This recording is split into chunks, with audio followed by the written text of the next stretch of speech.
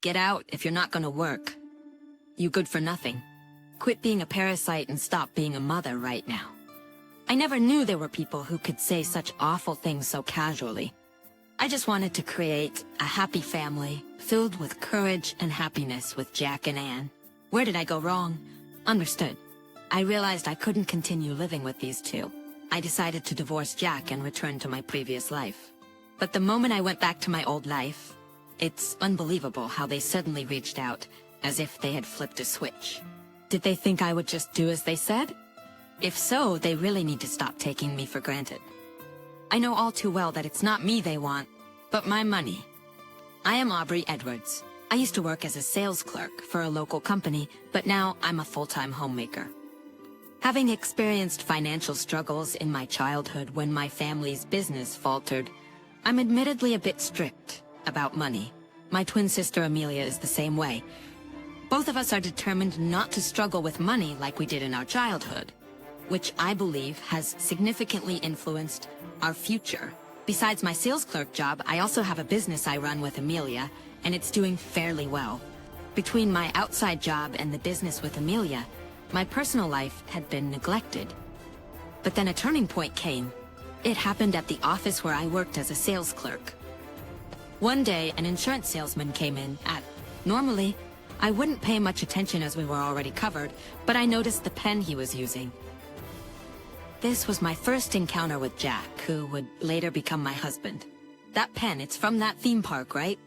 I really wanted it too, and went there once, but couldn't get it. The pen he had was a limited edition from a famous theme park, hard to come by. It had been a hot topic back then for its cuteness and limited availability, now traded at premium prices.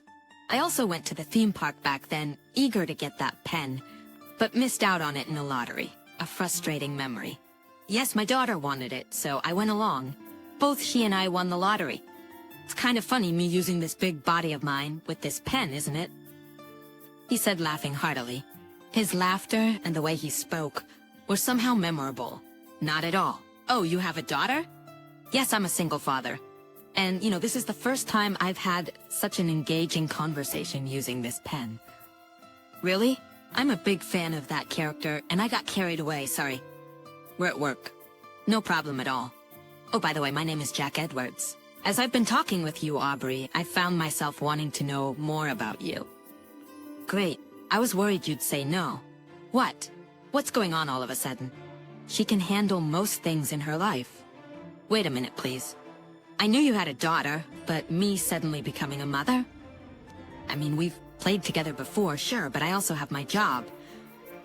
And she said she'd be happy if you became her mother. And please, don't quit your job.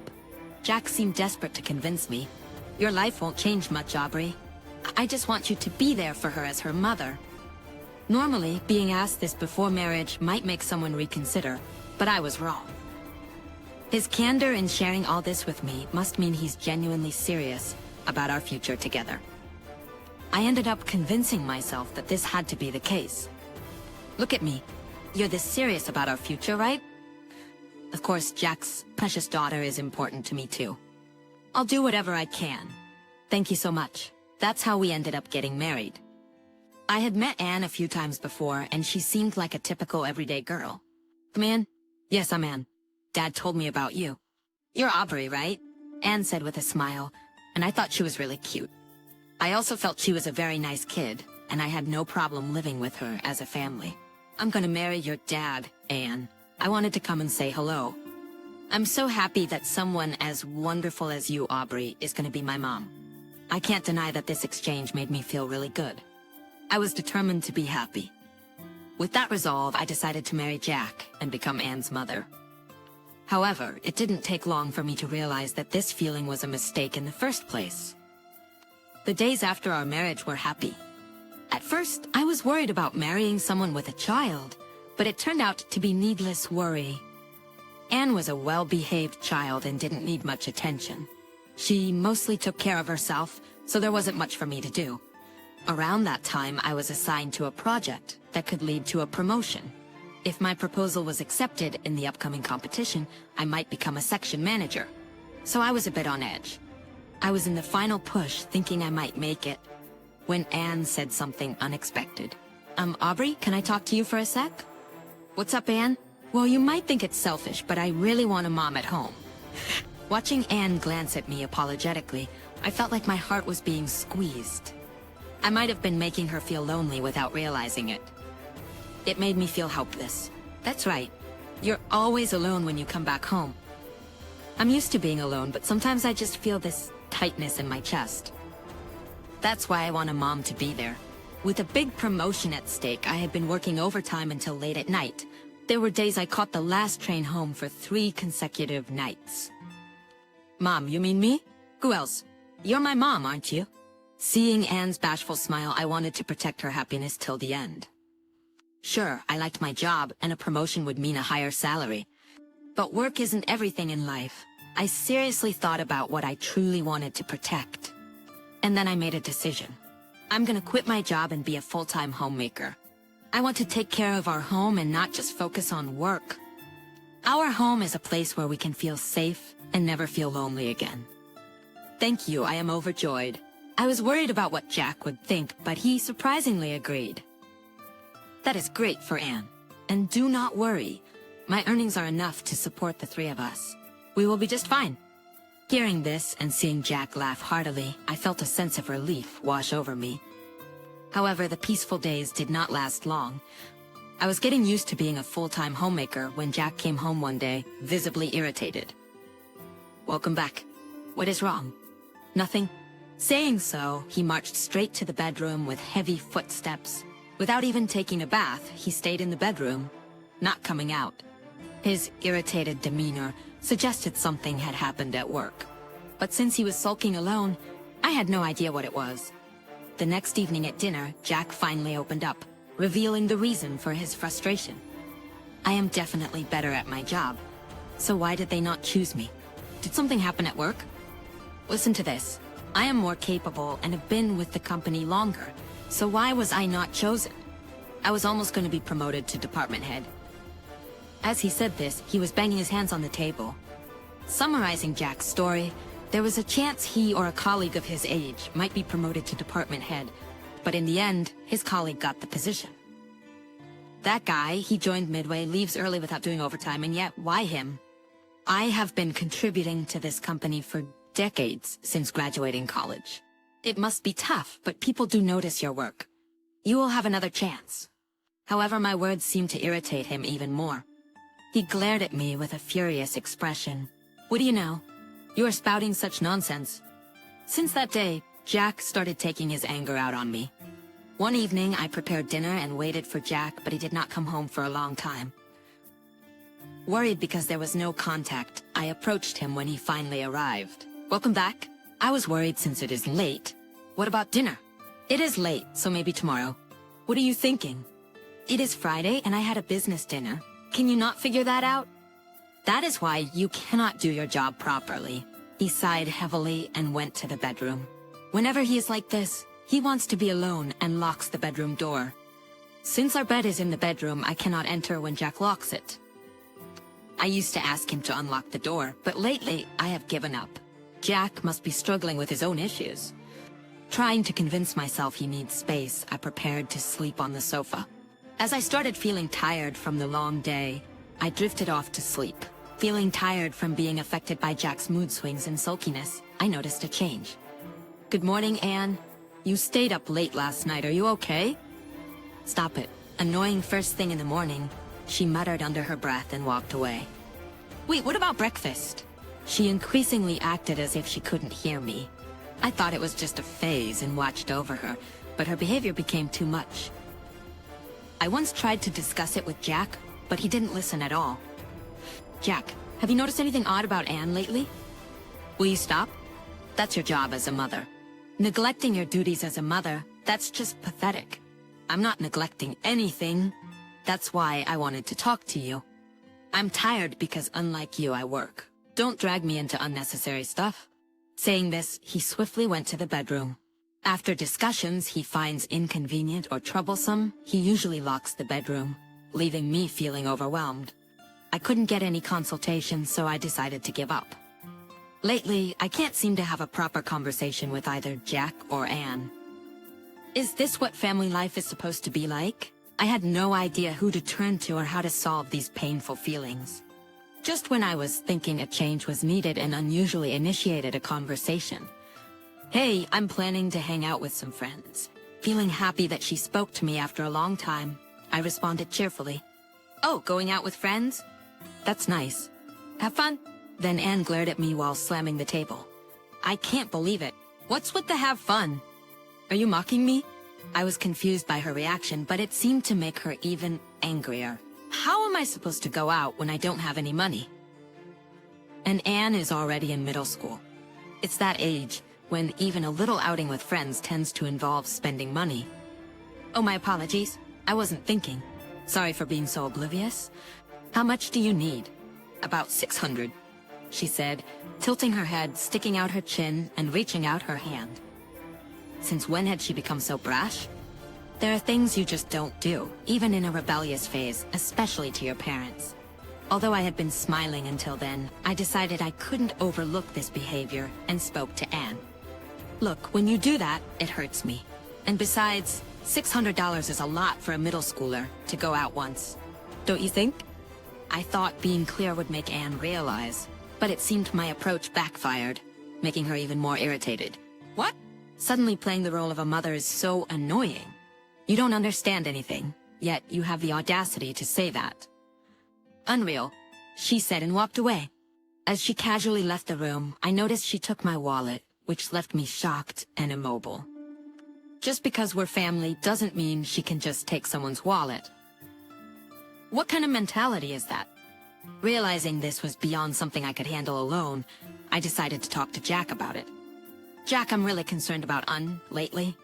Today, she just took my wallet and left the room because she wanted money to go out. Jack ignored me as if he hadn't heard a word, and she demanded $600 to go out. Isn't that too much for a middle schooler for just one outing? Then Jack glared at me. If she says she needs that much for going out, then that's probably what she needs. Just give it to her. But $600 is a lot of money. It's not something you can just hand over so easily. As we argued and came out of her room, apparently having heard everything. Are you still talking about that? She was approaching me with a smug, unpleasant grin. Well, you're just a homemaker with no money, right? All my friends' moms work, so they have money at home. We don't because of you. Being just a homemaker these days, what are you even thinking? Then both of them pointed at me and said, useless people who don't work should get out. Stop being a parasitic mom right now. I felt something snap inside me upon hearing this. Understood. I realized there was no need to stay with people who treated me with such contempt. Then Jack stood in front of me waving a piece of paper. Hey, feel free to miss. This is why clueless homemakers are no good. The paper was a divorce form. He approached me waving the divorce papers. You should do things properly. It's common sense. Without hesitation, I put it in my bag. I'll file this at the city court myself. It's wrong to bother you when you're so busy. Let me handle this at least. Don't tell me you're planning to not file it and just keep it like that.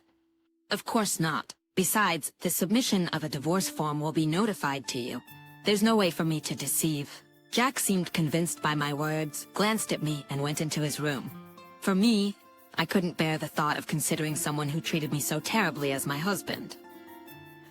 Driven by that thought, I left the house and immediately headed to the city court. Filing the divorce papers was straightforward and quick. I wished I had done it sooner, considering how easy it was. For now, I decided to move forward. I went straight to the neighboring town after filing. After filing the divorce papers, Amelia lived there and she welcomed me immediately after hearing my situation. She handed me several bank cards. It's good that I kept these for emergencies. Indeed, it's scary to think what would have happened if I had brought these into my marriage with Jack. I had entrusted my bank cards to Amelia when I got married. I'd been married once too, and I know people change when they see a lot of money. Money you work hard for is the only kind that has real value. That's right. The trouble you had in your previous marriage was over this money. Yes, that's why I didn't want you to go through the same thing, Aubrey. I'm glad I insisted on keeping it.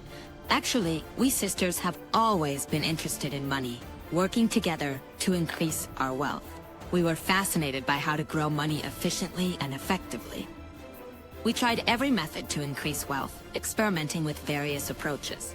Besides asset management and investments, we also ventured into blog management, crowdsourcing, and entrepreneurship. After finishing my casual sales clerk job, or during my free time as a homemaker, I enjoyed the thrill of watching my money grow. Before I knew it, my assets had exceeded $22 million, surprising even myself. But at the time of my marriage to Jack, what to do with the painstakingly accumulated $22 million became a source of worry. It's often said that people change when they see a lot of money. Even though Jack was a wonderful man, the thought of how he might change upon seeing this money was terrifying. At the time of our marriage, I had asked Amelia for a favor. The profit we made from our combined efforts was always supposed to be split equally between us. A firm promise since the time we started collaborating on investments and asset management. Since you left home after getting married, I've been managing your share. Please check the bank accounts. Thank you. It was a great decision to ask Amelia. If seeing big money, no, even if not from seeing big money, some people change just by getting married. That's why I said it. Remember? It's better to keep quiet about having money for a while, even after getting married. I had kept secret the fact that I had been working on various projects with my twin sister and increasing our money. People might betray you in the end, but money never does. So true. I'm glad I took Amelia's advice. Amelia's advice turned out to be beneficial in ways I never imagined. Even though I was just working on small things at home as a homemaker, thanks to Amelia's efforts, we generated more profits than I expected. A year later, the amount increased even more, making me almost scream with joy. It took a long journey to increase it to this extent. Indeed, thanks to all Amelia did. Oh, stop, you're making me blush. By the way, Aubrey, I have something to consult with you. Then Amelia showed me an email. A financial magazine wants to feature us. It's a women's finance magazine, and they want to hear about our journey of increasing wealth through asset management and work-from-home projects. Oh, I sometimes read that magazine. It's amazing we've been featured in it, being amateurs. Really? I never imagined we'd be featured when we started working together. So, we're okay to accept, right? Of course. We later gave an interview, and our responses were published in the magazine.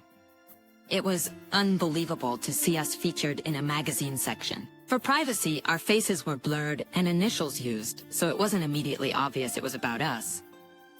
A few weeks after the magazine went on sale, I started receiving dozens of calls from the same number. It should have been hard to recognize us just from that content alone. Counting the calls, there were 20 from Jack and Anne. Initially, I ignored them, but one day, out of curiosity, I answered, and Jack immediately started speaking in a pressing tone. Hey, you're the one in that magazine, aren't you, Aubrey? What are you talking about? Is this how you start a conversation with your ex-wife? I know, because we were married for years, or rather, because we truly loved each other. There are things you just understand. While I thought his abrupt call and absurd claims were typical of him, I decided to make things clear. Just so you know, we are strangers now, since we're divorced. Please refrain from leaving dozens of calls. It's quite intimidating. Intimidating? That's an exaggeration. I just want to talk to my loving wife. Weiss? We're divorced, remember? Jack yelled over the phone. Can't believe you took that joke seriously. I'm done dealing with someone like you who can't take a joke. Jack blurted out unbelievably. Marrying a failure like you and suffering mentally? I haven't forgotten that. I'll make sure you pay me a hefty alimony for that. I couldn't let this slide and decided to fight back. Alimony? To you? No way. Have you forgotten that it's you who should be paying alimony? What do you mean by that? You might think I haven't noticed, but I know all about it. You are having an affair with a temp worker at your office. I could picture him getting flustered over the phone. His voice was getting higher. What? An affair? What are you talking about? Stop making things up. I'm telling you now, I had you investigated before our divorce. You were out there having affairs while pretending to be on business trips. You've got some nerve, living life so calmly as if nothing happened. What are you gonna do now, investigating me? Don't tell me you're talking about getting alimony from me. Jack kept on ranting like a yapping puppy. Don't worry, I didn't obtain this information to squeeze every last penny out of you. I have more meaningful uses for it. Meaningful? What are you planning to do with it? Who knows? Oh, I hear Anne's voice over the phone. Can I talk to her? I could hear Anne's lethargic voice on the other end. They must have thought I would cave in and give them a chunk of money. I could overhear them saying, "It's her money, I deserve a share." I decided to talk to Anne. Long time no see, and sorry I couldn't give you much allowance back then. Don't worry about it, Mom. I was so happy to see you featured in that famous magazine. And unlike Jack, who was trying to sweet-talk me, it was typical of her, but I wasn't going to be swayed by her tactics. Seems like you've been promoting me all over. Of course, I'm proud of my mom. Really? So who was pretending to be my daughter, writing all sorts of nonsense on forums and social media? What are you talking about? And acted as if she knew nothing. No use playing dumb. I had everything checked by a lawyer. If you doubt me, I can read it out loud right here. I decided to read out some of the forum posts. You can't say these things to my face, can you? Well, that's all those lies about me being greedy, involved in illegal activities, and being chased by dangerous people. You've got quite the imagination. And seemed flustered, but continued. Well, you probably thought you wouldn't get caught using a pseudonym. You've got to own up to your actions. Who do you think you are, talking about responsibility? I'm a minor, and this is just a family dispute. Threatening me is pointless. Seeing she didn't understand, I thought it best to just hang up. Anyway, I'm entitled to some of your money. Just transfer it to my account. I'll handle the rest here. I was appalled by their complete lack of remorse over the phone.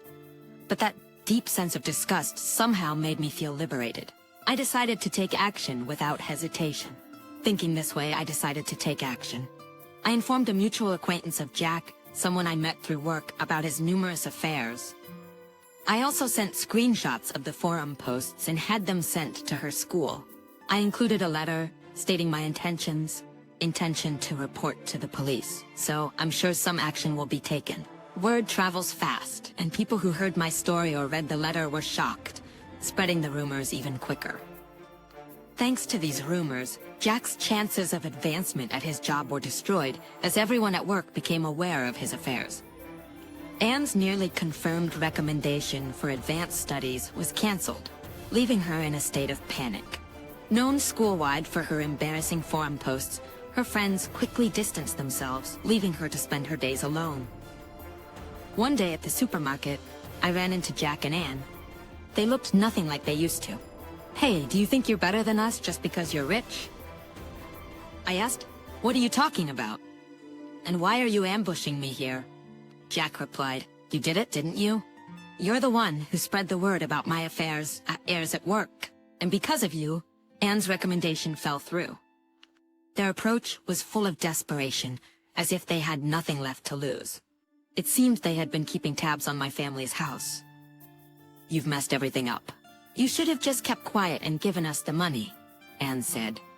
"I always wanted to have a good relationship with you two as a family, but you're the ones who ruined it." "Don't blame others for your mistakes," I responded, astonished at their words. "You just keep talking back. Who do you think you are?" Jack retorted, "Considering everything that's happened, including today's incident, maybe I should talk to the police. There are limits to what can be tolerated, even with my ex-family.